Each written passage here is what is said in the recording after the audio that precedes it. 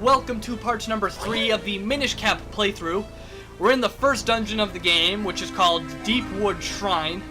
You could also call it the Earth Temple, because we are here to get the Earth element, and yeah. It's your first dungeon, so it's gonna be easy. All the enemies they're very simple, and the puzzles are also they're very elementary. You shouldn't have a problem here. I mean, you shouldn't need to go check the FAQs to figure out how to do this dungeon. It's pretty simple. And overall, the puzzles and the dungeons of this game, it's not too hard. This game isn't the hardest Zelda game, but it'll give you maybe a challenge.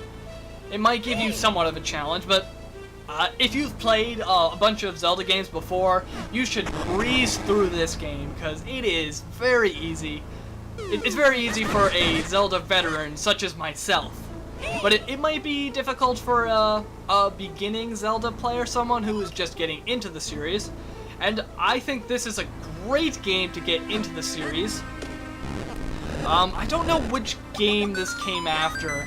I think it came after Wind Waker, because we see some characters that were in Wind Waker, so, or maybe it came before, but I'm pretty sure that this game came out after Wind Waker. I'll look it up and post it right about now, but you'll see some characters that were in Wind Waker, so maybe, I think it was after Wind Waker, but I'm not going to talk about that anymore. The whole dungeon centralizes around this barrel area, and you need to free it from these vines so you can spin it and go to different areas. This is like the centerpiece of the dungeon, and yeah. Like I said, this dungeon it's very simple. It's the first dungeon of the game, so it should be simple, but yeah, it's a little too simple for my taste. And Eslo will interrupt you to tell you something you probably could have figured out on your own, but nope, she needed to tell you. I don't know why. This dungeon is filled with these mushrooms that you have to pull back, and depending on how far you pull them back, you will go a certain distance, and yeah, it's not too hard to figure out. And just like other Legend of Zelda games, we have the dungeon map. Each dungeon has 4 items. Yeah, we had 4 in Link to the Past. We have the dungeon map, pretty standard, tells you the layout of the dungeon, stuff like that. We have the compass, which tells you where all the treasure chests are and where the boss is, stuff like that. We have the boss key, which is used for opening the boss room. And we also have the dungeon item, which is different for every dungeon. In this dungeon, we'll be getting an item. In fact, no, every dungeon you get an item. There's no like there's no unnecessary upgrades. Like in A Link to the Past, where we had the red mail and the blue mail. Those were optional upgrades you could get. This game doesn't have the red mail and the blue mail. There are some suit upgrades, I'll call them, but you don't find them in the dungeon, so. And I don't even know if I show them off in this playthrough. I think I do. I'm not sure. So, we'll get to that later. But here's one of our first puzzles in the game. You gotta press these 2 switches. Obviously, you need to grab these statues. And just like other Legend of Zelda games, you can push things, you can pull things. And this is all done with the R button. The controls in this game, they're really perfect. I kind of wish there was a 3rd item slot, but I mean, we're playing on the Game Boy Advance, so we don't really have that. You may be thinking, why not just use the L button? It seems like it's not being used for anything. But the L button will get a use later on in the game. However, it's a really limited use. I mean, you don't use it very often, so I wish they put a third item on the L button. I mean, it's not as bad as Phantom Hourglass and Spirit Tracks, where you can only have 1 item at a time. But this game has that stupid habit of making the sword, like, take up an item slot. Like, when will I ever want to not use the sword? I mean, I'm always going to want the sword. There's rarely an occasion where I don't want the sword, so at least the first game did it right, where they made the one button is the sword, and the other button was just pick an item, whatever you want there. Which I guess it's nice that you can put the sword on whatever button you want, A or B.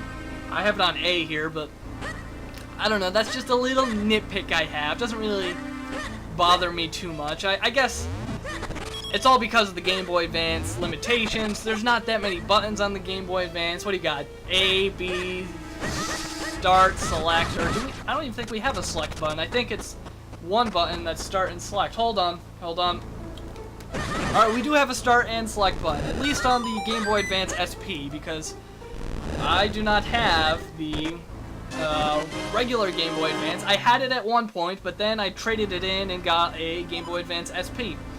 And I have two of them. One is mine, and the other one belongs to my brother, so, yeah.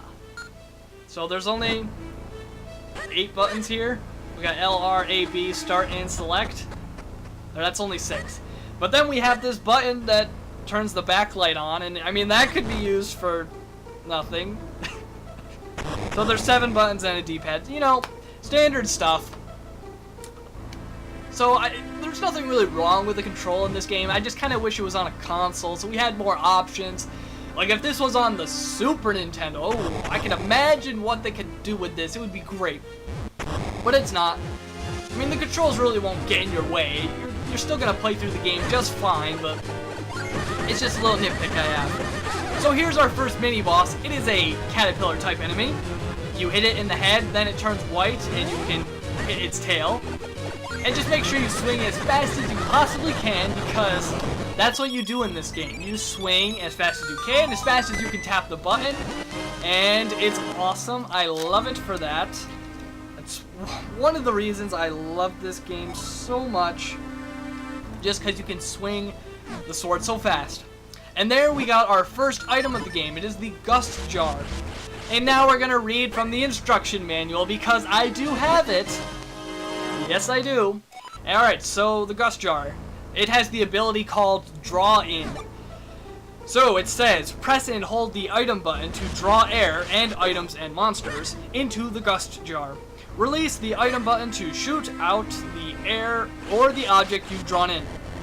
So you can either suck things in, or you can suck an item in and shoot it at someone, which is cool. It's a pretty nifty item. It's not really useful for general combat, but it'll help you with a lot of puzzles and uncovering things, and you'll find that you'll use this item quite a bit. So back from Link's Awakening are these portals, which they appear in some place of the dungeon, and then the other one is at the beginning of the dungeon, so you can transport between areas, and that's back, and it's even better than it was in Link's Awakening, because there's 2 of them this time. There's a red one and a blue one. Well, there's actually a green one too, but that's the one that takes you from the boss room to the outside of the dungeon, so that one doesn't really count. And so it really allows you to transport throughout the dungeon, and it's really nice.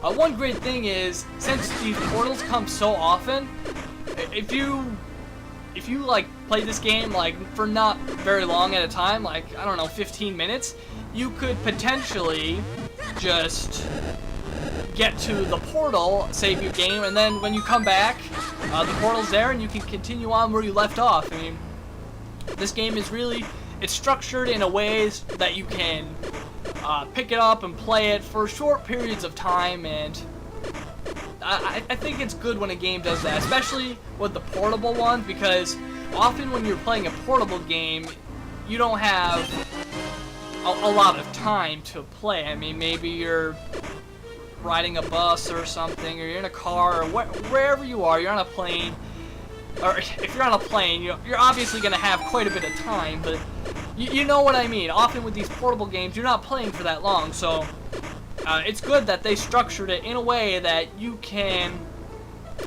pick it up and play it wherever you want.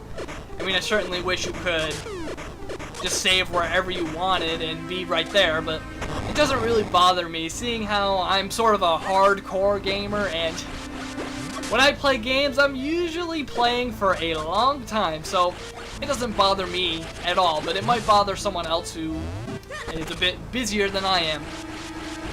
So with this room right here, you have to suck in the mushrooms in order to get them to you, and then you can leap across to your next platform, and it's sort of, the game is testing your abilities with the Gust Jar.